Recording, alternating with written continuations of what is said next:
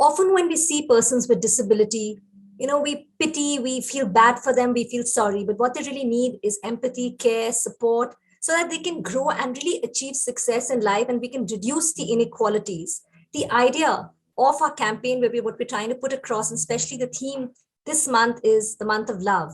And it's important that we leave no one behind. We sometimes tend to undermine the potentials of individuals as well as humanity. So today we have someone really special. She's India's first female disabled stand-up comedian. We have with us Nidhi Goyal. She uses humor to challenge the prevailing notions about disability as well as gender.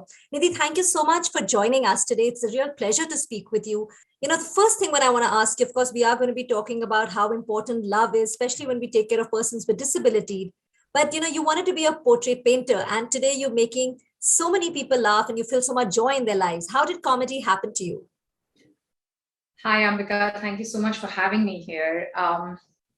It's really interesting because when you say how did comedy happen to me, everything connects back to my disability, right? When I was diagnosed and I started losing my sight at the age of 15, yes, I knew just one thing, that I couldn't be a portrait painter or a fine artist anymore, right?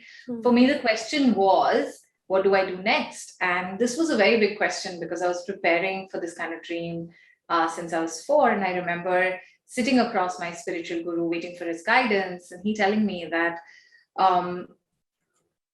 don't worry, you are really fixating on the problem.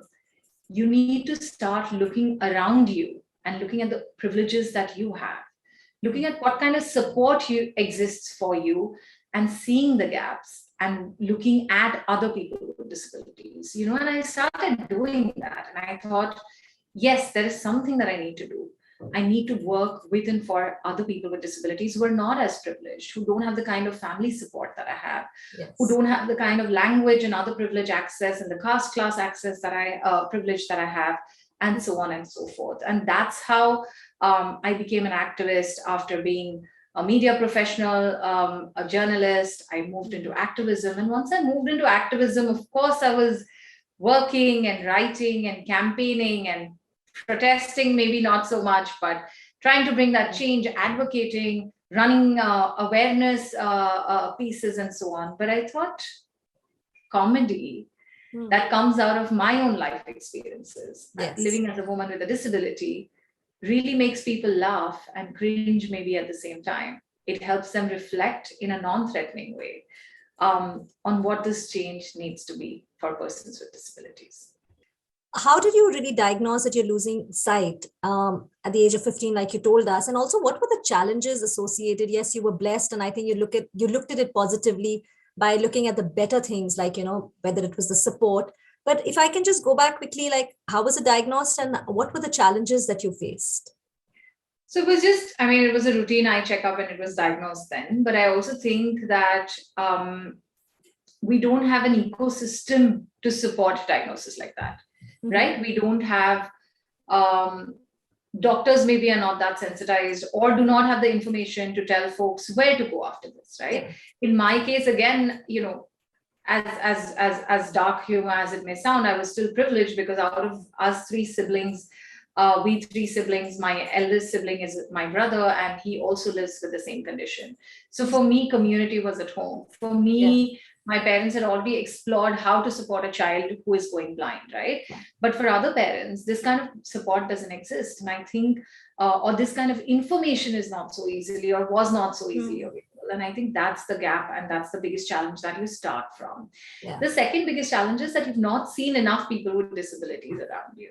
Yeah. Again, I had seen someone, but not everyone sees enough of people with disabilities around you. You don't know what they look like, what they can do, what they're capable of, if life with a disability can be lived and can be lived happily. Yeah, do you read fairy tales which have like happily ever after for disabled characters? No. Do you have cinema which has like fun stories where protagonists are disabled? No. Do you have advertising looking at disabled people as their primary customers or even including them in their customer base? No, you don't have these scripts and narratives. And I think that becomes a very real challenge, which is not recognized. Of course, then the challenges of inaccessible infrastructure, insensitive educational or non-supportive educational institutions, your peers sometimes being insensitive and so on and so forth. So I faced a range of challenges and struggles, but I also on the way met very, very, very many lovely people. So I can dive into more struggles, but yes, it was an initial period. The main thing was that from week to week, Ambika, for me, what, and I'll tell you how it changed over the years, right? Then every week when my eyesight deteriorated, one day I could cross the street, the next week maybe I just got saved by a millimeter because I didn't see the speeding bike, right? So it was not just a bad feeling when people say, oh, you must have emotionally struggled a lot. No, you physically struggle a lot. You realize in the last 1 month you could have met with an accident thrice. But that wasn't the case the month before. And so grappling with every new stage of loss is a constant process. That's another, yes, for sure. Right? But also then, as a teenager, what I framed it as was that now this is something that I cannot do. And as I matured, as I sort of learned what disability means, how I understood how society and disability need to interact and negotiate, I realized that I could, I discovered every week what I couldn't see, not what I couldn't do. And I think equating the two is a part of ableism that we carry in society. Absolutely. I think you put that so well. Of course, like you said, infrastructure, whether it's sensitization, inclusion is something, Nidhi, which I think when we talk about whether it's the UN sustainable goals, whether we talk about leaving no one behind, inclusion is key, and love plays a very important role here. Like I said, people need support, empathy. Like you also said that, you need to give the person a chance to move on and succeed in life and not think that, oh, they cannot do it because there's no they and us, right? It's all one. So you've been fortunate, like you said, that your family support was there. What are your thoughts on when it comes to love and inclusion, the connection here, especially for people living with disability? I think with people with disabilities, we're really hard on them, right? Like we were many years ago very hard on women. At every stage, we want them to prove themselves, right? I remember having this conversation where I said, who is independent? They say, oh, disabled people are not independent, hence they should not be here. They are not quote unquote normal like us. And so we don't think they deserve this. We don't think they deserve any kind of acceptance, love, and so on and so forth. Who's independent? Where does the food that you eat come from? Are you going and cultivating that? Are you producing the gas where you cook it on? Are you manufacturing the stove? We're all interdependent in many ways. Just by providing the money doesn't mean that you wouldn't have survived if people weren't there to put those factories and make the stove, right? I'm just saying that we all claim to be independent in many ways, but we're not. And we never reflect on it because that's quote unquote normal interdependence. We've even made independence and interdependence normal and not normal, right? And I think that's the bigger problem, that when we say love, first of all, we have a very, very, very, like a very narrow definition of love. Immediately hearts and balloons and Valentine's Day crops up in people's mind. But when you say love, I think access, thinking of access is love. Right? Not discriminating. When a disabled student comes to class, you either make them into a hero or a zero. People don't even want to interact with them. That's, part of not loving someone, right? Saying this is for normal people, right? From your everyday grocery apps to dating apps. When you say, oh, this is not accessible for people with disabilities, but this is not really for them, right? You're discriminating. You're deciding for them, taking decisions on someone's part, not giving them autonomy, not giving them the right to be adults, infantilizing people with disabilities. So these basic rights that we all take for granted, these basic entitlements that we all take for granted, is a part of love. And I think that's what we need to do. I think it's a very big misconception that we say that, oh, people with disabilities need extra help. No, they just need support. You would need support a certain way and I would need support in a certain other way. And so just not restricting the buckets is what love is about. Actually, discrimination, like you said, whether it's accessibility, whether it's It's actually just the support that one needs, and we all need support in some form or the other. It's just that, I mean, you've really put that well. And yes, love is really not about just romance and hearts and balloons. It's a lot more to it, whether it's empathy, care, support. Nidhi, when again, you spread so much joy in other people's life, obviously because of comedy. How do people, when you do these shows, how do people react to a person performing, when they're I mean, they say, okay, the person is disabled, but how do they react to a person performing comedy or making them laugh when they are disabled? Any incident you would like to share with us? This is the problem, right? When we frame it as performing comedy when they are disabled, right? The first Yeah. thing is people get very uncomfortable because disabled people are supposed to be depressed. The Mm. quote unquote idea is that if you're disabled, and you remember the image, that the first image as children that we see is this very, very sad looking blind man standing at the corner of the street, and you're supposed to help him. It's your duty, it's your moral duty, right?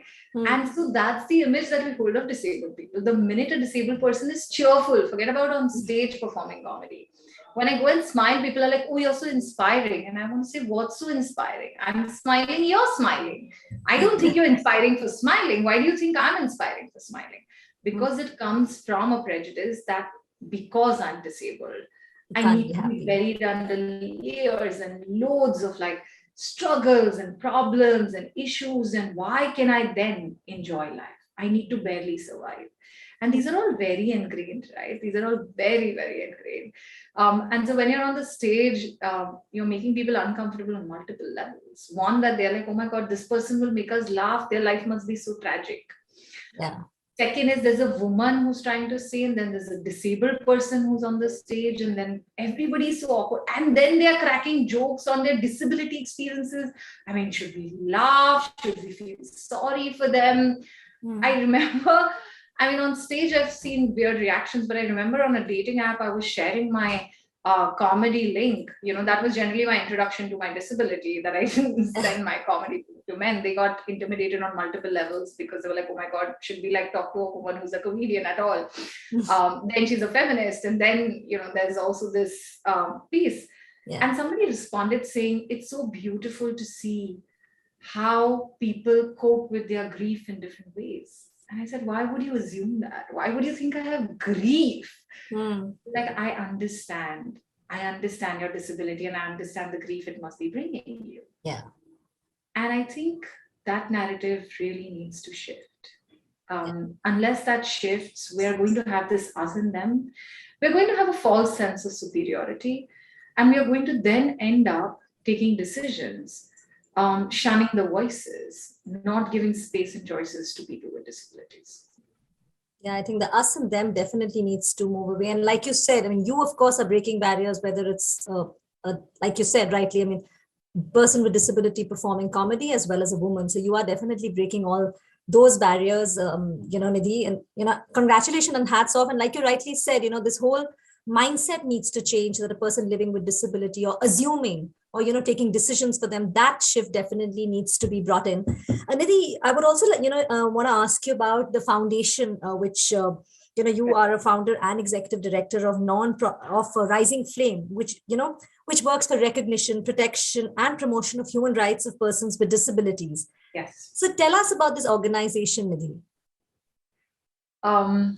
It's really a commitment for me, right? More than an organization. I mean, on paper and compliance, it's an organization, but for me, it's that commitment, that oath that I took in front of my spiritual guru, that I will work for the community. I will recognize my privilege. I will be, focused and committed to building this bridge between disabled and non-disabled, bringing about social integration. I think that's the translation of that commitment, that a teenager losing their sight and knowing that they were not losing a vision, but just a sight. So this is realization of that commitment and really looking at the community. So I've been over a decade, I've been working as an activist, as in the development sector. And I really would say that we are working for and with people with disabilities, right? Mm-hmm. The focus, of course, is access, maybe education, employment, because somewhere we're still okay accepting people with disabilities, that, okay, it's okay, they can study. Somehow they should, maybe if they can earn, it is great. When I entered activism, I was working on sexual and reproductive health of women with disabilities, right? With a women's rights organization. And I remember people were like, are you joking? Why do you need this? Why do women with disabilities need reproductive health pieces? Like, are you trying to say they'll like be mothers? Are you trying to say they'll have partners? Are you trying to say they'll get married? Oh my God, what are you doing to society, right? These are the kinds of reactions that overtly and covertly people give to me. Yeah. On that piece, I saw slowly that people with disabilities were allowed to exist. And we were struggling even for that, right? The disabled community was fighting for years and decades, even just for that. Yeah. And for me, that's not enough. If we have the skill, if we level the playing field, if we provide those opportunities and create an enabling environment, why can't people with disabilities have a voice, have a choice, and lead from the front? And for that, Rising Flame came into existence. We work, yes, for rights of persons with disabilities, and we focus tremendously on women and youth with disabilities. Particularly from this space, right? Everywhere else, you'll say women in leadership. Let's talk about this. But in any conversation of women and leadership, you will not see women with disabilities featured. We'll say women and safety, let's prioritize that. Women and health, let's prioritize. Where are women with disabilities in this whole conversation? Yeah, so youth are our demographic dividend, but youth with disabilities don't have access to schooling, are denied interviews because they are disabled. They're shortlisted for their skill, but they're denied everything else. So that, yes, that change, and that's what you're working. Also, you have a campaign, My Tale Too, the foundation is running. Tell us about that. What is the aim and what is the main thought behind the campaign? Right. So Rising Flame has many flagship programs, right? Like we have a national level leadership program, which is the first of its kind in the country. We have a rural leadership program. We have a youth program. And one of the programs, actually, it started off as a campaign and later years, we moved it into a project, was My Tale Too. And if you remember in the one of the earlier examples, I was saying that when you're growing up as a disabled person, it's really isolating. Yes. Because where are the people? Where are the representatives? Where are the stories? Where are the narratives? Where are the scripts? And that's what we wanted to change in My Tale Too. We wanted to come together and we brought women with disabilities. And when I say disabilities, really across disabilities, right? Mm-hmm. So there are blind women in that group. There was someone who was hard of hearing. There was someone who was deaf but could speak. There were women who were on the autism spectrum, so autistic women and so on and so forth, right? Queer women and so on. Mm-hmm. And they all came together and we conducted this training and now are soon to be publishing a collection of stories. Wonderful. Where women with disabilities have rewritten fairy tales. So we have a deaf Snow White, we have an autistic ugly duckling. We have a hard of hearing Rapunzel. And many, many beautiful stories. What do these do? Looking forward to that one. So thank you, Ambika. What do these do? They bring you into the world of disability. Because often we don't know, we see disabled people as these very inspiring memes. So we're like, wow, they're amazing, yeah. But we don't know how do they walk, talk, live, negotiate life. What happens? What are the discriminations? What is this everyday experience, right? And I think when people ask me about discrimination, so basically this collection highlights, or this collection when it's published soon, will highlight everyday experiences of women with disabilities in a fairy tale, right? In those stories which we grew up listening, reading, and aspiring for.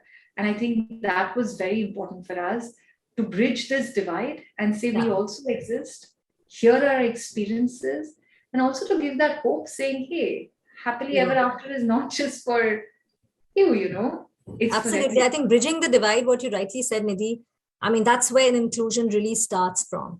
Right. Nidhi, just the last question before I'm going to ask you, you've really worked with organizations. We can see, how compassionate you're about, working, whether it's women with disabilities or, so tell us, you've also been with the Global Advisor to the UN Women's Executive Director. And after all this work, where, according to you, are we really lacking in creating an equal society? We've understood the challenges. You've really put it well that we need to bridge this gap. But when we talk about creating an equal society, where are we lacking and what needs to be done? Can I say everywhere? Will that be too disheartening? To be honest. We are improving, but I think the lack is so much. And unfortunately, we don't see the lack in society. We see the lack in persons with disabilities, right? Our focus is the lack in them rather than the lack in society in general. So I'm really glad you asked that question and thank you for that. I feel like we need to really look at mindsets. If you ask me one thing, I think the mindsets need to change. And why mindsets are so important for me, right? You step out. Who do you interact with? People. Who infantilize you? People. Who is either worshiping you or treating you as um, a depressed, an unworthy individual? People. Yeah. Okay, you can argue saying, but if laws are made and implementation of the laws are done, we'll still have our rights. There are quite a few progressive laws. They're sitting in the books.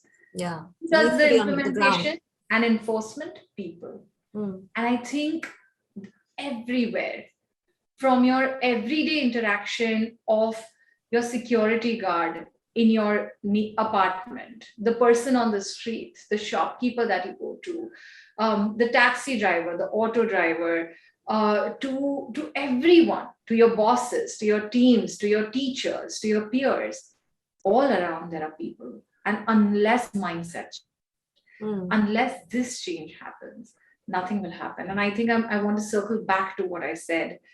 When someone can't see, someone can't walk, it doesn't mean they cannot do. And I think that's the ableist mindset that we really need to change. We can do things. We do things in a different way. We relearn how to do things. And we also have to call it different because we think something is a normal way to do. If I put you in a room full of blind people, you may be the exception and they may sit and say, hey, you're doing it differently. Yeah. And so what's the norm? Challenging that. Who are we calling normal? Challenging that.